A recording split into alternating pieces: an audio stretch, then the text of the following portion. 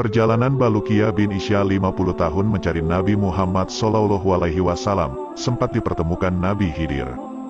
As-Saklabi menceritakan, pada masa Bani Israel ada seorang laki-laki bernama Isya, seorang ulama Bani Israel.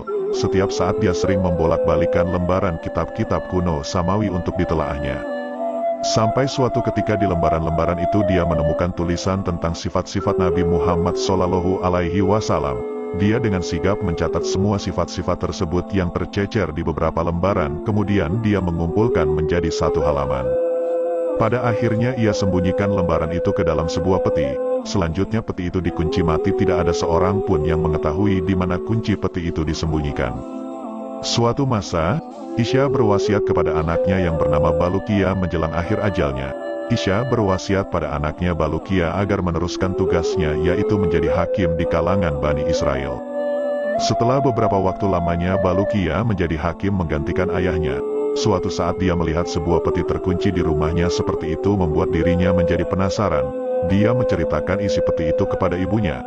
Namun ibunya malah menjawab, "Aku tidak tahu apa yang ada di dalam peti itu. Bahkan kunci-kuncinya pun aku belum pernah mengetahuinya," walaupun semakin penasaran ingin mengetahui isi peti tersebut. Akhirnya dengan keras ia mengatur kunci-kunci yang menutup rapat peti itu. Setelah dibukakannya, ternyata di dalamnya terdapat sebuah lembaran-lembaran yang bertuliskan sifat-sifat Nabi Muhammad SAW. Dalam lembaran itu dikatakan bahwa Muhammad adalah penutup para nabi dan rasul. Surga diharamkan kepada para nabi sebelum terlebih dahulu Muhammad dan umatnya masuk ke dalamnya. Seusai membaca lembaran itu, Baluqiyah keluar rumah menemui kaum Bani Israel untuk menyampaikan apa yang tertera di dalam lembaran kitab yang dibawanya.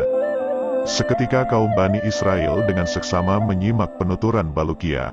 "Beraninya ayahmu menyembunyikan yang diketahuinya sehingga dia tidak menyampaikannya kepada kami. Hal itu pun lantas membuat mereka marah. Mika, bukan karena kamu sebagai anaknya, kami akan membakar kuburannya, sebab dia telah menyembunyikan berita tentang akan datangnya panutan para Rasul Muhammad SAW." Tak lama kemudian, Baluqiyah pamitan kepada ibunya untuk melakukan sesuatu perjalanan panjang. "Ibu, aku menemukan berita tentang akan diutusnya Nabi. Sekarang aku mau pergi dan tidak akan kembali sampai menemukan kabar tentang keberadaan Nabi tersebut." Ibunya mendoakan semoga Allah menjadikan angan-anganmu tercapai. Setelah berpamitan dan berkemas, Baluqiyah pergi meninggalkan Mesir dalam rangka mencari kabar tentang Muhammad SAW. Baluqiyah mengelilingi bumi dari ujung timur sampai ujung barat sehingga sampai di laut, salah satu tujuannya.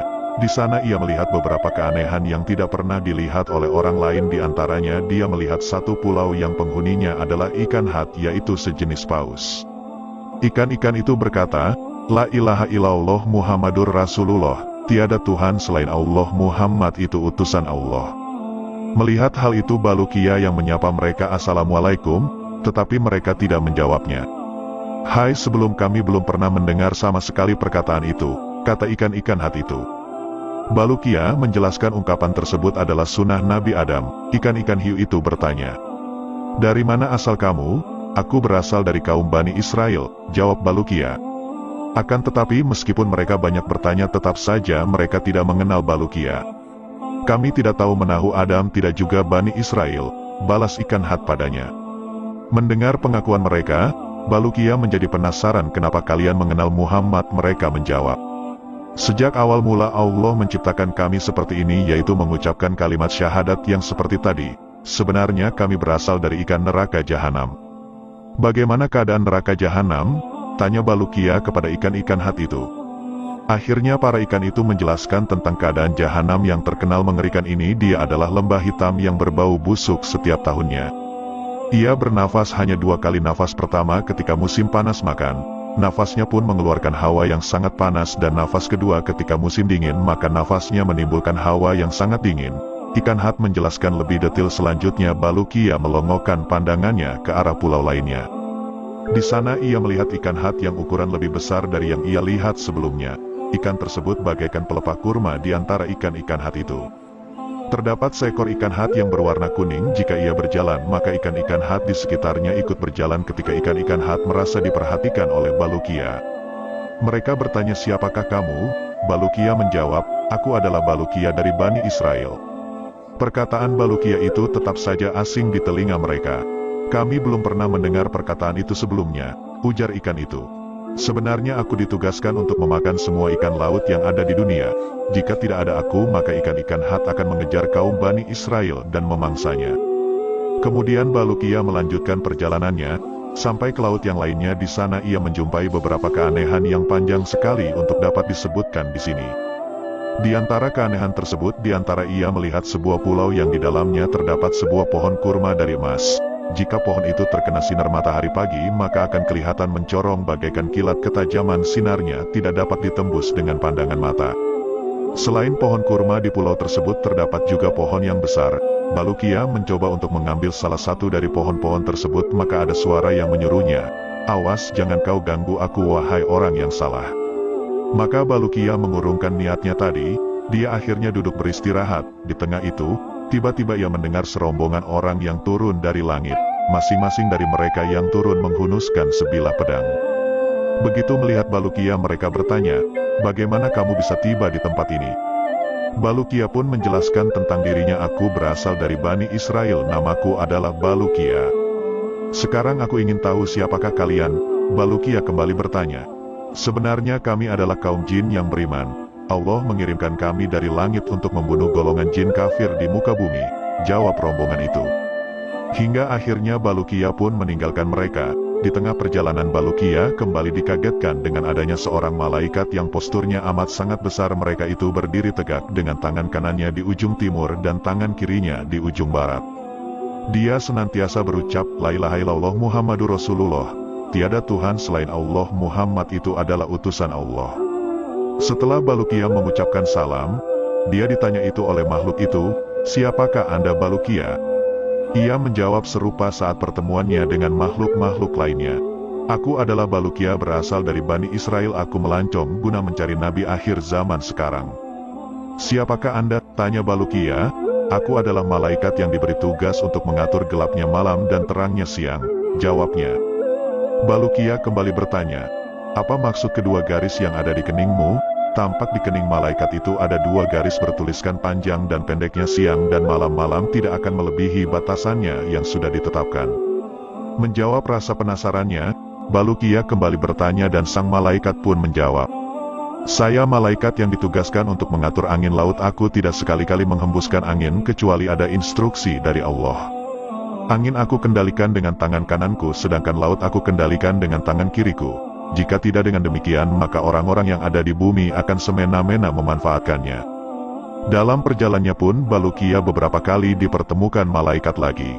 Sampai akhirnya tiba di Gunung Kof. Gunung tersebut terdiri dari umpu dan batu yakut berwarna hijau. Besarnya gunung itu dapat menutupi dunia dan segala isinya. Di antara keistimewaan gunung itu, ia dapat melihat langit dunia yang berwarna biru.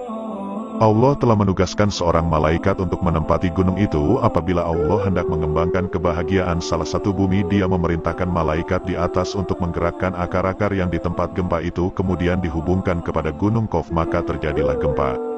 Apabila Allah menghancurkan suatu kota, maka Allah menginstruksikan kepada malaikat tersebut untuk memutuskan akar-akar ataupun fondasi kota itu dari bumi. Dengan dicabutnya paku bumi dari salah satu kota, maka kota itu akan roboh. Selanjutnya Balukia bertanya, "Apa saja yang ada di belakang gunung Kof ini?" Malaikat itu menjawab, "Ada 40.000 kota, semuanya bukan termasuk kota-kota yang ada di dunia, karena kota-kota ini terbuat dari emas dan perak. Siang dan malam tidak dapat menembusnya, sedangkan penduduknya terdiri dari para malaikat. Mereka semua bertasbih kepada Allah, tidak berbuat durhaka kepadanya." Kemudian Balukia menanyakan apa saja yang ada di belakang kota-kota tersebut. Malaikat itu kembali menjawab, "Di belakangnya ada 70.000 hijab seluas dunia, adapun di belakang hijab-hijab itu tidak ada yang mengetahuinya kecuali Allah." Balukia kemudian memeluknya yang meneruskan perjalanannya dengan menelusuri Gunung Kof sampai ujung. Di sana ia, setelah perjalanan yang sempat mempertemukannya dengan para malaikat yang menghuni Gunung Kof, Balukia kemudian dipertemukan seekor burung yang bercerita tentang keistimewaan makanan yang ada surga melebihi makanan yang ada di dunia, dan ia pun diberi sepotong roti pemberian dari surga. Balukia pun bertanya, "Apakah ada orang yang pernah memakan makanan tersebut?" "Yang sering mampir makan di sini adalah Khidir alaihi salam," jawab burung itu sembari menutup pembicaraannya dengan Balukia. Balukia pun dikejutkan dengan kedatangan Nabi Khidir alaihi salam di hadapannya dengan pakaian yang serba putih. Dia berdiri hormat dan mengucapkan salam kepadanya. Balukia pun menjawab salam tersebut kemudian memeluk ia menjelaskan maksud perjalanannya. Wahai Abu Abbas ataupun Khidir, aku pergi dari rumah demi mencari seorang nabi akhir zaman sehingga pencarianku sampai ke tempat ini dan bertemu denganmu karenanya sudilah kiranya Anda memberitahukan kepadaku di mana nabi itu, tanyanya. Khidir pun lantas menjawab, sesungguhnya nabi akhir zaman tidak akan datang pada masa sekarang ini, kamu tidak mungkin dapat bertemu dengannya. Wahai Balukia, tahukah kamu berapa jauh jarak perjalananmu dari rumah ibumu? Tanya Khidir. Aku tidak tahu, kata Balukia, kamu sudah meninggalkan ibumu sejauh perjalanan yang ditempuh selama 50 tahun. Apakah kamu mau aku mengembalikanmu ke rumah ibumu? Balukia mengiyakan. Jika demikian pejamkan matamu, pinta Khidir alaihi salam. Ketika Balukia memejamkan kedua matanya, tiba-tiba tidak berasa dia sudah berada di samping ibunya. Begitu Balukia membuka kedua matanya, dia melihat ibunya sudah berada di sampingnya. Balukia bertanya kepadanya, apakah engkau melihat siapakah orangnya yang telah membawaku kemari? Ibunya menjawab, aku melihat seekor burung putih membawamu dan meletakkanmu di sampingku. Setelah itu ia segera terbang.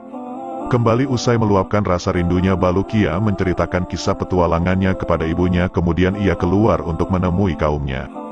Mereka pun menyambut ketidakhadiran Balukia di tengah mereka setelah beberapa waktu lamanya. Akhirnya Balukia menceritakan semua peristiwa-peristiwa aneh yang dilihatnya selama dalam petualangan mencari nabi akhir zaman. Mendengar isi kisah tersebut, kaum Bani Israel menulis semuanya, tidak ada yang lewat kegiatan menulis kisah dari petualangan Balukia ini. Konon Balukia dikurniakan umur untuk hidup di dunia selama 1000 tahun dan inilah kisah tentang